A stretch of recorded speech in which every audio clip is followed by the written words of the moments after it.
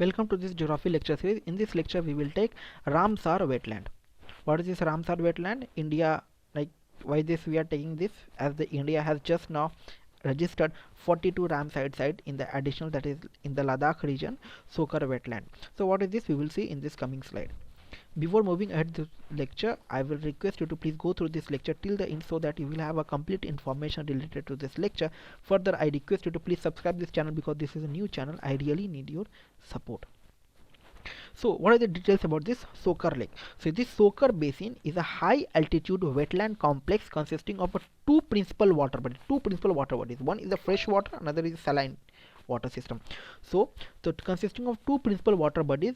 One is a Starsa Pukso, a freshwater lake, and the Sokar itself is a hypersaline lake. What is something called a hypersaline lake?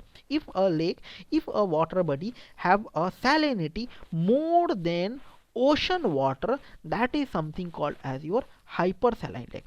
So this is something called Sokar is a hypersaline lake, and when the water evaporates, the boundary of the lakes will have a white color powder, that is something called sodium chloride, that is your salt is there. Okay, so it is something called hypersaline lake situated in the Changtan region of the Ladakh region, and it is called Sokar, meaning a white lake. Sokar means white lake because of the white salt effluents found on the margin due to the evaporation of highly saline water. And this region is the attraction of many birds species, many aerial species.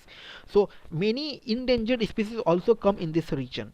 Okay, so this Sokar Basin is an A1 category important bird area as a BirdLife International and a key staging site in the Central Asian Flyway. A1 category under this important bird area suggests that the site is known or thought to regularly to hold the significant number of globally threatened species used to come in this region. Okay, so that's why this has been included under the wetlands, and it is registered at the 42nd India's wetland. Till now we had a 41 and this is the 42nd. The site is also one of the most important breeding areas for the black-necked crane. Black-necked crane, from this part will be black, this will be something other, the color of for this part will be something different. Okay, so in India, and the international bird area is also the major breeding area for great crested crab.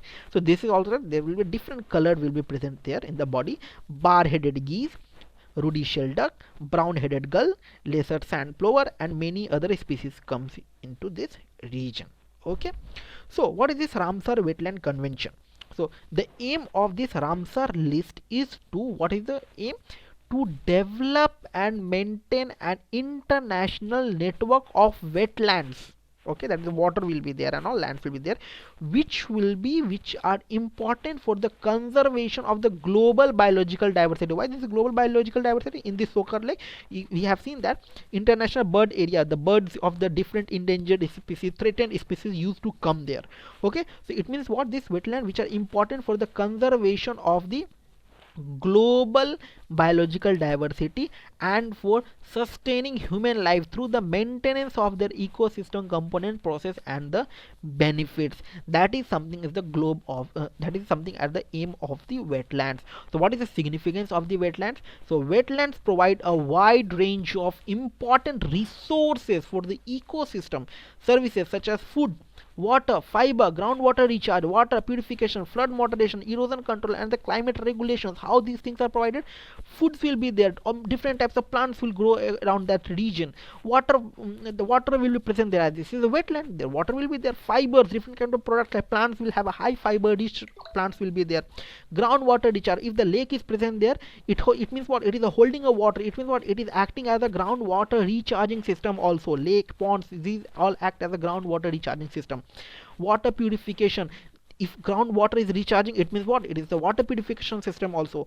Flood moderation. Water is being collected into that region. That's what the flood moderation. That's why we have seen that in the Hyderabad, in the metropolitan city, we have seen the flood kind of situation. Why? All the lakes, all the wetlands, all those areas, lakes and ponds have been destroyed, and this has been converted into the buildings, roads, and all has been constructed. Concrete roadways have been constructed. It means what? If the concrete roadways is there, then water retention capacity of the soil will reduce. The soil will not be able to absorb the water, and ultimately whatever the rain will come, the water will flow on the road only. Okay, and the further the drainage systems are also blocked, so that's why we have seen a situation of flood in the metropolitan city, and recently it has been seen in the year 2020. The Hyderabad was flooded. Okay, so that is something that it will act as, if you have a that wetland, it will act as a flood moderation, erosion control. It will check the soils, because why, how can it check the soil? The trees will grow there, trees will need water, so trees will grow there, and the tree's root will act as a erosion, that it will act as a check for the soil erosion, and it will act as a climate regulations as well. Okay, evaporation and other process, and like people that birds will come, that it help in climate regulations activities as well. So they are a major source of water, and our main supply of fresh water comes from an array of wetlands. So main fresh water will come from the array of wetlands, and it help in soaking rainfall and the recharging groundwater, which is a major challenge for urban cities, for the metropolitan cities, because all the wetlands have been, maximum wetlands have been destroyed, and they don't have a mechanism for the recharging the groundwater. That's why there is a need of lake and ponds in the urban centers. Okay, so these wetlands are acting as a groundwater recharge system. So what is called Montreux record? So if any wetlands area is adding, is their name is being added in the Montreux record, it means that you have the human destructions have happened to that land. Okay, they means something bad happened with that land, that you have destructed that land, you have destructed that wetland. Okay, so the Montreux record is a register of wetland sites in the list of wetlands of the international importance, where variation in ecological character have happened, are happening, have happened, are happening, or likely to happen as an outcome of technological development, pollution, or other human interference. It means that it may happen, the lakes, the wetland which have been destructed, that can be added in the Montreux record, or which is being destructed, that can also be added in the Montreux record, or which may be destructed in the coming years, or in the coming time, that can also be added in the Montreux record. Okay, so if any lakes or if any wetlands are being added in the Montreux record, so we should be take care for that, because we should not make that wetlands to be destroyed, because these wetlands are the water retention capacity that which recharge our wetland, our groundwater. It helps in purifying the wetland, and it is all it helps in the maintaining the global biodiversity. Okay, so what is the we need to be know? So there are currently in the world 24,000 Ramsar sites are present, and 2.5 million square kilometers it has been spread. The world first Ramsar site was identified in the year 1974, which was a Cobourg Peninsula in the Australia region, and the UK has the world largest number of Ramsar sites, that is 175 Ramsar sites registered for the UK only. India have 42nd registered this time, that is the Sokar Lake. The February 2 is celebrated as the International Wetland Day, as a Ramsar Convention was signed in the February 2, 1971. Okay, and first world Ramsar site was in 1971. So it was signed in the 1971, and we get our first Ramsar site in the 1974 in Australia. Okay, signed in 1971, get the first Ramsar site in the Australia in the 1974. Okay, India currently has 41 sites, and just now we have registered that is the 42nd, that is the Sokar Lake wetland, international important Ramsar site, with a surface area of this one. Now it has been again changed if we add that 42nd one. So the Ramsar Convention entered into force in India from the 1 January 1982.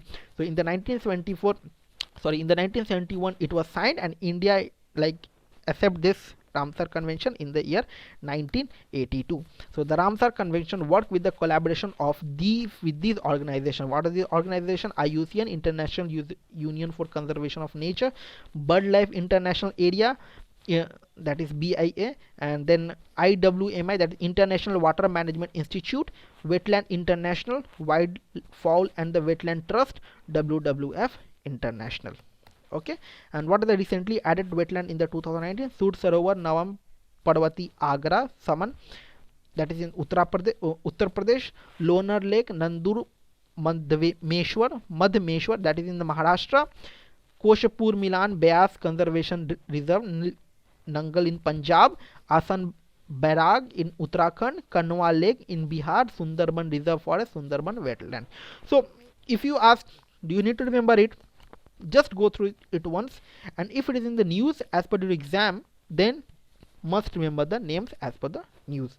Okay, So I hope you like this video. Please like and subscribe. Your subscription is a form of payment for me. It is a new channel, so I need your support further. If you want any give feedback, if you want any on demand video lecture, if you want this PPT, for any suggestions, if any query, please ping me on my Twitter handle or the provide your comments in the comment section of this video. Thank you.